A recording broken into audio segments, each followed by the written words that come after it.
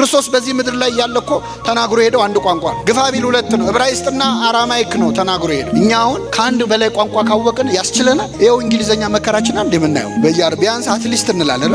እኛ ነን እኮ ቤተክርስቲያን ያሰራ ነው ብለው ሃይማኖት የቀየሩ ሰዎች አሉ። ለምን? ከስራ በፊት መሰራት ያለበት ሰውየው ነው አይደል? ያለ ስራ የፈጠረው ሰው የለም። ከዚህ ማለት እግዚአብሔር በእኛ የሆነ ድንቅ ነገር ሊያደርግ ይፈልጋል። ጸጋ ሲባል የንግግር ችሎታ ምናምን አይደለም። በጣም መጽሐፍ ቅዱስ ላይ ያሉ ዋና ስራ የሰሩ ተናጋሪዎች ንግግር የማይችሉ ሰዎች ነው። 12 ሐዋርያት አሁን ጾማቸውን ምን ጾምላቸው የምሁራን ስብስብ መሰሏቸው? እንደ የሰለጠኑ ሰዎች አይደሉም። ከ12 ሐዋርያት 11 የገጠር ሰዎች ናቸው። አንድ ነው የከተማ ሰው ያለው፣ እሱም ይሁዳ ነው። ይቅርታ አድርጉልኝ አዲስ አበባ ልጆች።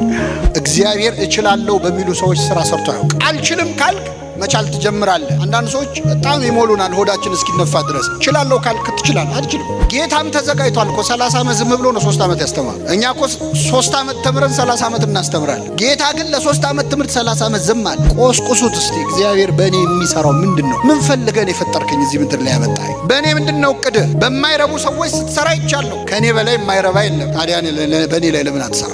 ኃይሌ በድካምህ ይገለጣል ብሎታል። እስኪ በሉ ኃይሌ በድካምህ።